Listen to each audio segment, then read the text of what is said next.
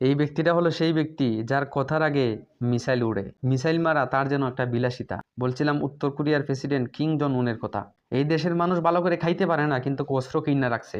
পশ্চিমারা যদি হামলা করতে চায় 100 বার ভাবতে হবে উত্তর কোরিয়া হামলা করবে কি করবে না। এই মানুষটাকে সবাই ভাবে পাগলাটে মানুষ, সবাই ভয় পায়, কোন সময় কি জানি কইরা ফেলায়। আজকে এই মানুষটা পর্যন্ত ইরানের পক্ষে নিয়েছে, অথচ 57টা মুসলিম কান্ট্রি। সে যে কাজ করেছে, সে যে হুঙ্কার দিয়েছে, কাজ করবে কি করবে না জানি না, যে হুঙ্কারটা দিয়েছে আমেরিকার 12টা বাজিয়ে দিয়েছে। এই হুঙ্কারটা এই 57টা মুসলিম দেশ মিলে কখনো দেয় নাই, দিবেও কিনা আমাদের জানা নাই, কেননা ওরা তো ফাঁসাটা। কি সে হুঙ্কারটা দিয়েছে আপনি আশ্চর্য হয়ে যাবেন। আল্লাহ তাআলা ইসলামের খেদমত কাকে দ্বারা করাবেন এটা বোঝা বড় মুশকিল। একটা মুসলিম সে হেদায়েত কামনা করি, তার এই কথাটার দ্বারা যদি আল্লাহ তাআলা হেদায়েত দান করেন। আজকে সে যে হুঙ্কারটা দিয়েছে ইরানের পক্ষে নিয়ে কথা বলছে, এই 57টা মুসলিম দেশের কোটি কোটি মিলিয়ন মিলিয়ন মানুষ মিলেও তার এই কথার মূল্য দেওয়া যাবে না। সে আমেরিকাকে কি বলছে জানেন? তুমি কি সেই আমেরিকা নয় যারা কিনা ভিয়েতনামায় 11 বছর যুদ্ধ করে লেজ গুটিয়ে পালিয়েছে? তুমি কি সেই আমেরিকা নয় যে আমেরিকা আফগানিস্তানের সাথে 20 বছর লড়াই করে নির্লজ্জর মতন আত্মসমর্পণ করেছে? তুমি কি সেই সুপার পাওয়ার, যেই সুপার পাওয়ারের লজ্জা এখনো হয় না? এত বছর যুদ্ধ করে ফলাফল কি পেয়েছো? আন্ডু। ক্ষতি কি হয়েছে? মিলিয়ন মিলিয়ন মিলিয়ন ডলারের ক্ষতি হয়েছে। লক্ষ লক্ষ সৈন্য মৃত্যুবরণ করেছে। হাজারো মায়ের বুক খালি হয়েছে। আফগানিস্তান থেকে পালিয়ে যাওয়ার সময় মিলিয়ন মিলিয়ন ডলারের অস্ত্র রেখে পালিয়ে গেছে। যুদ্ধের সরঞ্জাম রেখে যান বাঁচানোর জন্য কুত্তার লেজ গুটিয়ে পালিয়েছে। এই হলো সুপার পাওয়ার আমেরিকা। ভাই, কিংজম এই কথাগুলা বলছে, তার কথাগুলা বলতেছি। কোন মুসলিম কান্ট্রি এইভাবে এত হুঙ্কার দিয়ে বলে নাই। রাষ্ট্রীয়ভাবে হুঙ্কার দিয়ে সে কথাগুলা বলছে। আমেরিকা ভয় পাইতেছে, না জানি মিসাইল যদি ছুঁড়া দেয় একটা, সে কিছু হইলেই মিসাইল মেরে দেয়।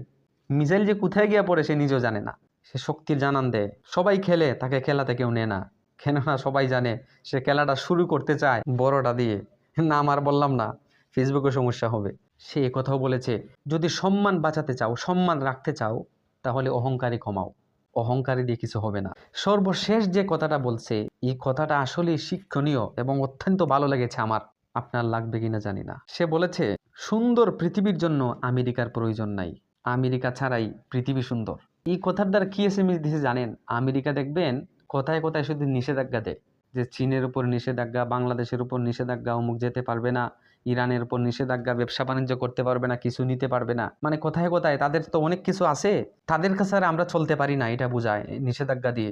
যে আমাদের দেশের জিনিস কিনা ছাড়া তোমরা থাকতে পারবে না, চলতে পারবে না, এটা বোঝাতে চায়। কিন্তু কিং জন উন চোখে চোখ রেখে এই কথা বলছে, আমেরিকা ছাড়াই পৃথিবী সুন্দর, সুন্দর পৃথিবীর জন্য আমেরিকার প্রয়োজন নাই। ভাই, এই কথাটা কোনো মুসলিম কান্ট্রি যদি বলতো তাহলে আত্মার তৃপ্তি পাইতাম। কিন্তু মুসলিম কান্ট্রিগুলা ট্রাম্পরে মিলিয়ন মিলিয়ন ডলারের বিমান উপহার দেয়। ট্রাম্প যেন শান্তি নোবেল পায়, সুপারিশ করবে পাকিস্তান।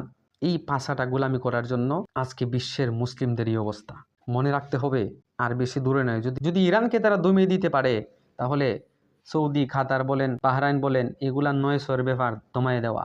আজকে ইরান বিশ্বের বুকে মাথা উঁচু করে দাঁড়িয়েছে, পৃথিবীর মানুষকে বুঝিয়ে দিয়েছে কিভাবে প্রতিরোধ করতে হয়। ইরান শুধু একটা দেশের নাম নয়, এটা একটা প্রতিরোধের নাম, এটা একটা শিক্ষার নাম, এটা একটা চেতনার নাম।